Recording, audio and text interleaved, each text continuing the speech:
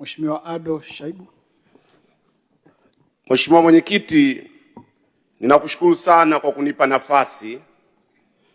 Ninasimama chini ya kanuni ya 125 kifungu cha pili, kanuni ambayo inanipa nafasi kama mbunge kuweza kutoa hoja ya kuondoa shilingi moja katika kifungu chochote kile. Kwa naomba kutoa hoja kwamba ninaondoa shilingi moja katika kifungu cha 2004 kinachohusu uwezeshaji wa vijana kiuchumi. Mheshimiwa Ado, kabla hujaondoa shilingi uombe maelezo. Ueleze issue yako nini hapo? Asante. Naomba kutoa maelezo Mwenyekiti. Kwa kifupi dakika 2. Sawa, kwa ufupi kabisa. Mheshimiwa Mwenyekiti, kama ambavyo imeelezwa kwenye hotuba na kwenye landama. Taarifa. Huu sio wakati wa taarifa.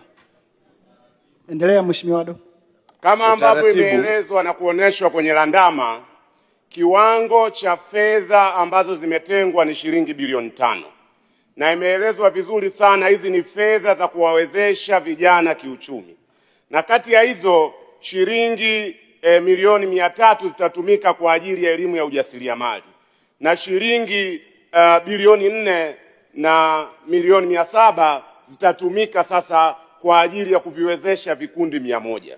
Kama umesikiliza Mwenyekiti, tangu asubuhi ipo kiu ya kwamba hizi fedha hazitoshi. Nilitaka kupata maelezo ya ziada.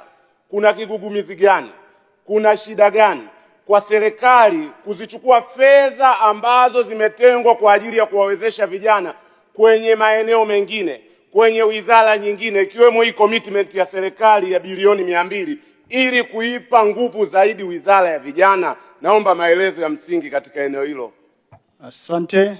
Mheshimiwa Waziri, Ofisi ya Rais, Maendeleo ya Vijana.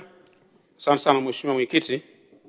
Naomba nitoe ufafanuzi kwa Mheshimiwa Ado kuhusiana na swali aliloliuliza.